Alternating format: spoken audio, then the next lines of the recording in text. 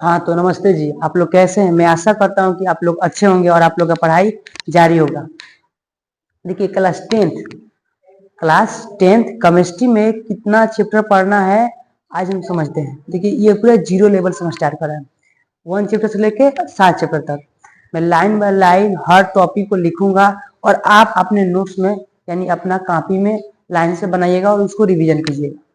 देखिए हम लोग क्लास 10 जो विज्ञान है उसको 3 भागों में बांट दिए हैं, बायोलॉजी, केमिस्ट्री एंड फिजिक्स। 9 से बांट दिया गया है। ठीक है, तो केमिस्ट्री लिखे हैं यहाँ पर क्लास 10 केमिस्ट्री यानी रसायन शास्त्र। हमारा रसायन शास्त्र इसमें 7 को चैप्टर पढ़ना है। पहला चैप्टर का नाम है रासायनिक अभिक्रिया एवं समीकरण, दूसरा चैप्टर का नाम है अम्ल भस्म एवं लवण, तीसरा चैप्टर का नाम धातु और अधातु, चौथा कार्बन तथा इसके यौगिक, पांचवा का नाम है तत्वों का आवर्ती वर्गीकरण, छठा का नाम है प्राकृतिक संसाधन का प्रबंधन और सातवां प्रौद्योगिकी। बहुत छोटा चैप्टर है प्रौद्योगिकी, एक दो क्लास में कंप्लीट हो जाएगा। देखिए अब हम इस रासायनिक अभिक्रिया एवं समीकरण हमारा यहाँ पे लिखे हैं चैप्टर 1 स्टार्ट कर रहे हैं आज से। आप लोग लाइन बाय लाइन इसको लिखते चलिएगा। तो लिखेंगे रासायनिक अभिक्रिया एवं समीकरण, रासायनिक केमिकल रिएक्शन एंड इक्वेशन। इसका वही नाम है chemical equation and equation, reaction and equation. तो पहला हमारा यहाँ पूछता है कि रासायनिक अभिक्रिया क्या है। तो यहाँ पर लिखे रासायनिक अभिक्रिया क्या है। देखिए रासायनिक अभिक्रिया के एक एग्जांपल देते हैं। जैसे हम लोग दूध से दही बनाते हैं, क्या दूध से दही बना देते हैं, क्या दही से फिर दूध बना सकते हैं? नहीं, यानी रासायनिक अभिक्रिया हुआ है। क्या हुआ है? रासायनिक अभिक्रिया हुआ है। जैसे हम यहाँ पे एग्जांपल लिए हैं, आप लोग परिभाषा को मत देखिए, हम बोलेंगे परिभाषा को आप लोग मत देखिए। आप लोग कम से कम एक चीज आप लोग को दिखा देते हैं, ये सब क्या है H2Cl2। तो आप लोग यहाँ पर गौर से देखिए पीरियोडिक टेबल में। पीरियोडिक टेबल जो है यहाँ पर हम क्लीन रखते हैं पीरियोडिक टेबल। देखिए पीरियोडिक टेबल में जितना देख रहा है सिलिकॉन, फास्फोरस, लोहा, कोबाल्ट, निकेल, सब धातु है, ये सब पदार्थ है। क्या है? धातु है, पदार्थ है। धातु बोले या पदार्थ बोले तो ये सब है। तो इसमें ध्यान दीजिए, अब जितना दिख रहा है यहाँ से बोरॉन, सिलिकॉन, आर्सेनिक, टेलोरियम, ये सब हमारा उपधातु है। ये वाला कलर उपधातु है, इधर सब अधातु है, इधर सब धातु है, इसके सब इधर धातु है। तो यह आप लोगों को समझना है कि रासायनिक अभिक्रिया क्या होता है। तो हम क्या लिए हैं, देखिए सब धातु है, क्लोरीन धातु है, हाइड्रोजन धातु है, तो हम इसी को बोलते हैं पदार्थ। क्या बोलते हैं? पदार्थ। तो जैसे हाइड्रोजन और क्लोरीन मिला तो 2HCl बना। आखिर ऐसा क्यों हुआ? क्योंकि हाइड्रोजन H प्लस जाता है, क्लोरीन माइनस देता है। तो ये क्या करता है कि प्लस माइनस दोनों आपस में क्या होता है? जुड़ जाता है, यानी आपस में जुड़ गया। तो क्या बना? 2HCl plus 2HCl। देखिए रासायनिक अभिक्रिया क्या होता है कि जब कोई पदार्थ, क्या बोलेंगे, रासायनिक अभिक्रिया समझिए, रासायनिक अभिक्रिया में पदार्थ ही भाग लेगा। क्या? पदार्थ ही भाग लेगा।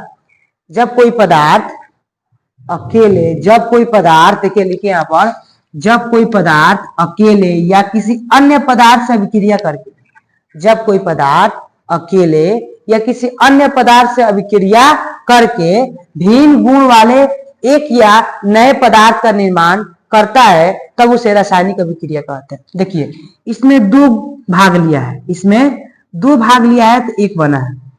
तो जब कोई पदार्थ इसमें अकेले भाग लिया है, 2 बना है। रासायनिक अभिक्रिया होता है वो अकेला भी भाग ले सकता है या किसी के साथ भी भाग ले सकता है। तो कर सकता है अकेले भी भाग ले सकता है और किसी के साथ भी भाग ले सकता है। लेकिन इसमें 2 भाग लिए हैं, इसमें अकेला भाग लिया है। तो यही कहा, जब कोई पदार्थ अकेले या किसी अन्य पदार्थ से अभिक्रिया करके भिन्न गुण वाले यानी भिन्न अलग गुण वाले नए पदार्थ का निर्माण करता है, तब उसे रासायनिक अभिक्रिया कहते हैं। समझिए ध्यान से। मान लीजिए हम हाइड्रोजन ले लेते हैं कि लाल है, सपोरेट मान के चलिए, क्लोरीन क्या है? पीला है, ये बना हमारा हरा। तो इसके गुण में तो परिवर्तन हुआ ना, लाल पीला था, बना कैसा? हरा बना। तो इसका गुण अलग था, इसके गुण अलग हो गया। तो यही कह रहा है जब कोई पदार्थ अकेले, ये अकेले अभिक्रिया क्या है? या किसी अन्य पदार्थ से, ये देखो अकेले भी अभिक्रिया कर सकते हैं किसी अन्य पदार्थ से, लेकिन ये अकेला अभिक्रिया किया है, ये 2 अभिक्रिया किया है। अभिक्रिया करके नए गुण वाले पदार्थ का निर्माण करते हैं, तब उसे रासायनिक अभिक्रिया कहते हैं। कहने का मतलब अकेले भी अभिक्रिया कर सकता है या किसी के साथ कर सकता है। ये अकेले अभिक्रिया किया है। कैल्शियम कार्बोनेट ये क्या है मेरा बाबू, ये इसको बोलेंगे हम कैल्शियम कार्बोनेट। ये क्या है मेरा, कैल्शियम कार्बोनेट। तो ये जो अभिक्रिया होता है ये अकेले भी हो सकता है या किसी के साथ हो सकता है।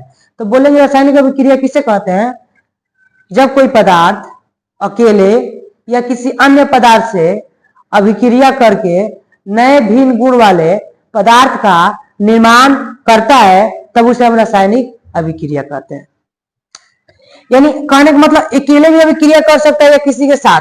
हाई अकेले अभिक्रिया किया है, हाई किसी के हाइड्रोजन किसी के साथ अभिक्रिया किया, तो अकेले भी अभिक्रिया कर सकता है, किसी के साथ भी कर सकता है, उसे क्या कहते हैं, रासायनिक अभिक्रिया। लेकिन इसका गुण और इसका गुण अलग होता है, हमेशा अलग होता है। जैसे एग्जांपल कि ये लाल है ये पीला बना, तो इसका गुण इसका गुण में अंतर हुआ, यही गुणों का अंतर बोलते हैं। क्या बोलते हैं, गुणों का अंतर। अब यहाँ पर समझते हैं कि रिएजेंट क्या होता है, यानी अभिकारक क्या होता है। तो अभिकारक हम बोलते हैं जो रासायनिक अभिक्रिया में भाग लिया, तो भाग है लिया है ना, तब बना है 2HCl। जैसे कहने का मतलब एग्जाम्पल हम लेते हैं कि रासायनिक अभिक्रिया में भाग कौन लिया, H2 प्लस Cl2 का बना 2HCl। तो इसमें अभिकारक कौन है, ये जो है बाबू हमारा H और Cl, ये क्या है मेरा, अभिकारक है। वैसे ही इसको बोले CO3 लेते हैं, तो इसमें अभिकारक कौन है, तो CO3 मेरा अभिकारक है। तो अभिकारक किसे कहते हैं, बोलेगा सर रासायनिक अभिक्रिया में भाग लेने वाले पदार्थ को अभिकारक कहते हैं। यानी रासायनिक अभिक्रिया में भाग ही लिया है, हाइड्रोजन और HCl भाग लिया है, तो हमारा अभिकारक हो गया। अब यहाँ पे एक और टॉपिक उठता है कि प्रतिफल क्या होता है, यानी प्रोडक्ट क्या होता है।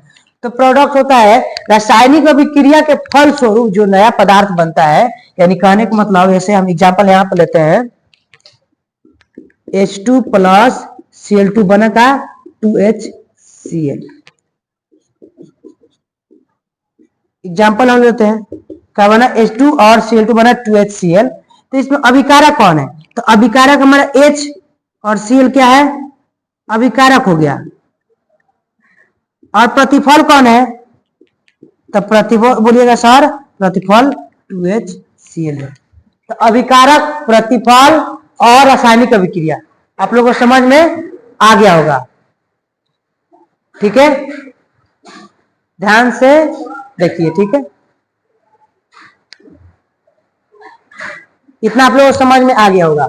अब देखिए, अब आप समझते हैं कि रासायनिक अभिक्रिया की क्रिया विधि। कहने का मतलब क्रिया विधि क्या होता है, जैसे हम लोग बनाते हैं, सब्जी बनाते हैं, समझिए ध्यान से, हम लोग जब सब्जी बनाते हैं तो सब्जी में क्या क्या लगता है, क्रिया विधि क्या करते हैं, आलू को छीलेंगे, धोएंगे, धो को उसको तेल में छौंकेंगे, मसाला डालेंगे, बनाएंगे, तब जाकर क्या बनेगा, उसको ताप देंगे, नमक देंगे, तब क्या बनेगा, हमारा एक सब्जी बनेगा। वैसे जब रासायनिक अभिक्रिया हो रहा है तो उसे क्रिया विधि क्या होना चाहिए, ठीक है, समझ रहे हैं। देखिए 1 मिनट रुक जाइए।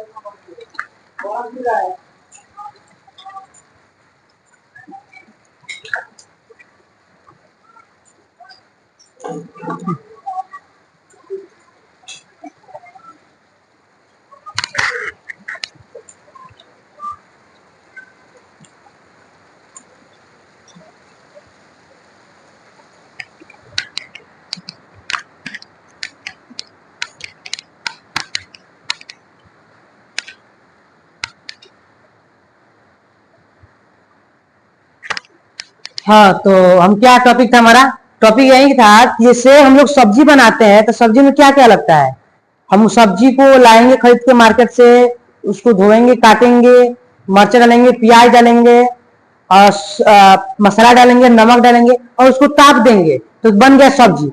तो उसी तरह जो रासायनिक अभिक्रिया हुआ, उसे क्रिया विधि में क्या क्या चाहिए, रासायनिक अभिक्रिया क्या क्या, कैसे बनता है, रासायनिक अभिक्रिया होता है, रासायनिक अभिक्रिया कैसे होता है। तो जैसे समझिए, तो रासायनिक अभिक्रिया में होता है, किसी भी रासायनिक अभिक्रिया में अभिकारक, तो ये हमारा क्या होता है बाबू, सब अभिकारक होता है। तो अभिकारक के अणु क्या होते हैं, पहले टूटते हैं, देखो अणु, परमाणु, तो अणु से छोटा होता है परमाणु, परमाणु मिलता है तो अणु बनता है।